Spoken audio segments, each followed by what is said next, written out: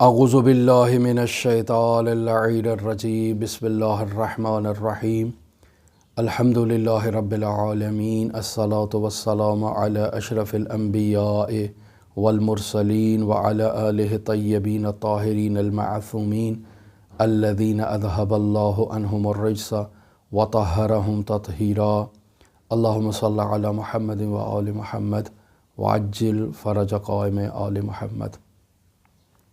شیخنا الاعظم شیخ جلیل القدر شیخ مرتضیٰ انصاری رحمۃ اللہ علیہ کے حالات زندگی سے کچھ واقعات آپ کی خدمت میں بیان ہو رہے تھے، اور آج ہم شیخ کے تواضع کے بارے میں کچھ کلمات آپ کی خدمت میں بیان کریں گے۔ شیخ مرتضیٰ انصاری رحمۃ اللہ علیہ تمام فقہا کی طرح نہایت ہی متواضع شخصیت کے مالک تھے۔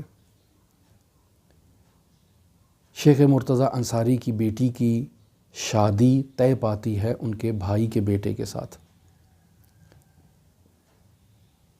نکاح ہوتا ہے، رخصتی کے مراسم، اور معاشرے میں ایک رسم ہے کہ جب شادی ہوتی ہے تو باپ کچھ تحائف بیٹی کو دیتا ہے جسے وہ اپنے گھر لے کر جاتی ہے، جسے ہمارے معاشرے میں جہیز کہا جاتا ہے۔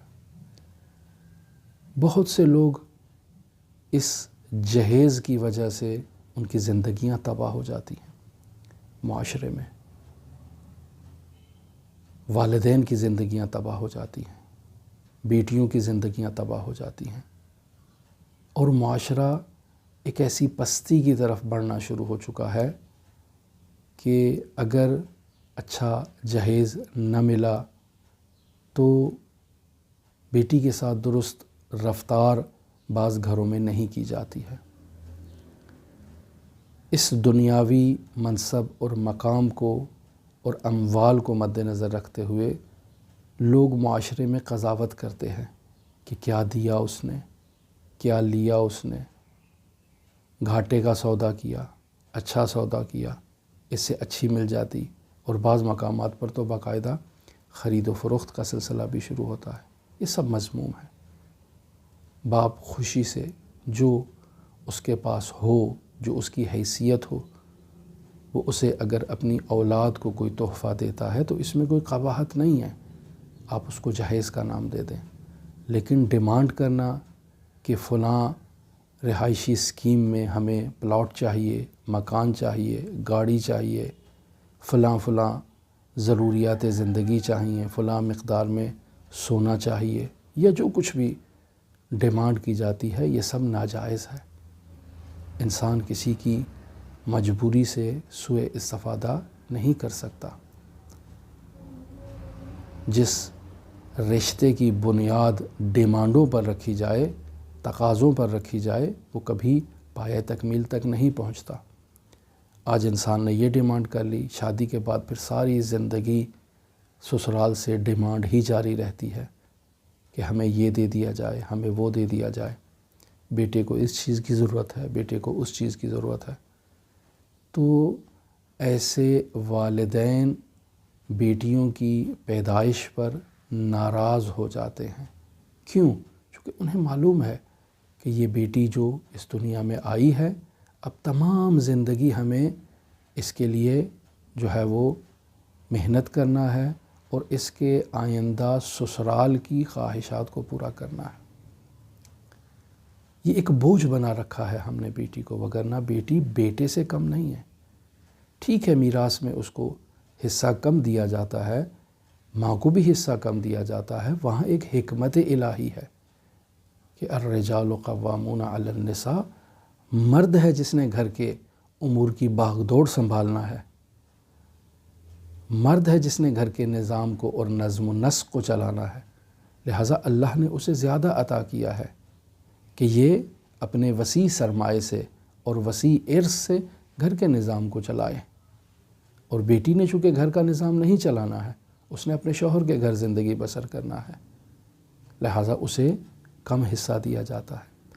تو الغرض قصہ مختصر کہ شیخ مرتضیٰ انصاری کی بیٹی کی رخصتی ہے، جہیز کی بات آتی ہے، تو بغداد کا ایک بہت بڑا تاجر کہتا ہے کہ میں سب کچھ دینے کے لیے تیار ہوں۔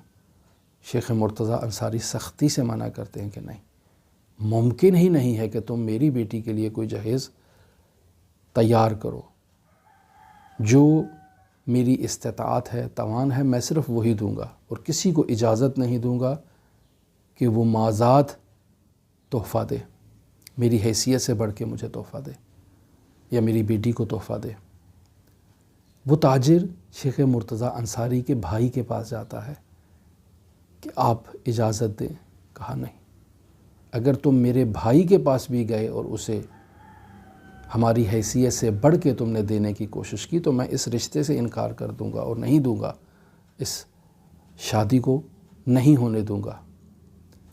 لہٰذا شیخ مرتضیٰ انصاری کے بھائی نقل کرتے ہیں کہ شیخ مرتضیٰ انصاری نے اپنی بیٹی کو جو برتن دیے تھے وہ بھی گویا کہ ٹوٹے ہوئے تھے، سالم نہیں تھے، انہوں نے اپنی حیثیت کے مطابق دیا۔ اور پھر اس تاجر نے مختلف لوگوں کو پیسے دیے، سامان دیا کہ آپ اپنی طرف سے جا کر شیخ مرتضیٰ انصاری کی بیٹی کو کچھ تھوڑا سا تحفہ دے دیں، مختصر سا۔ اور بعض یہ بھی نقل ہوا کہ لوگوں کے گھروں کی چھتوں سے سامان ایک چھت سے دوسری چھت، دوسری چھت سے تیسری چھت تک منتقل ہوتا ہوا وہاں پر پہنچایا گیا۔ یعنی شیخ مرتضیٰ انصاری نے بالکل اس بات کی اجازت نہیں دی کہ ان کی بیٹی کو کوئی تاجر ایسے دے دے، ہر کسی عالم کی بیٹی کو تو نہیں دیا جا سکتا۔ اور پھر لوگ معاشرے میں یہی کہیں گے کہ شیخ مرتضیٰ انصاری جس کے پاس اسلام کا سرمایہ موجود تھا، بیت المال موجود تھا، اس نے اپنی بیٹی کو بیت المال سے یہ سرمایہ دے دیا۔ نہیں، کچھ نہیں، میں فقیر ہوں، حقیر ہوں، میرے پاس نہیں ہے، میں اپنی استطاعت اور توان کے مطابق جو دوں گا وہی دوں گا۔ شیخ مرتضیٰ انصاری کا گھر نہایت ہی بوسیدہ ہے، ٹوٹنے والا ہے۔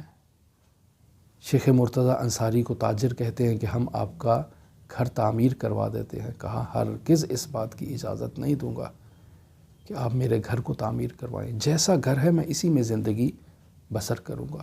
اور اسی تواضع کی حالت میں شیخ مرتضیٰ انصاری اس دنیا سے رخصت ہو جاتے ہیں۔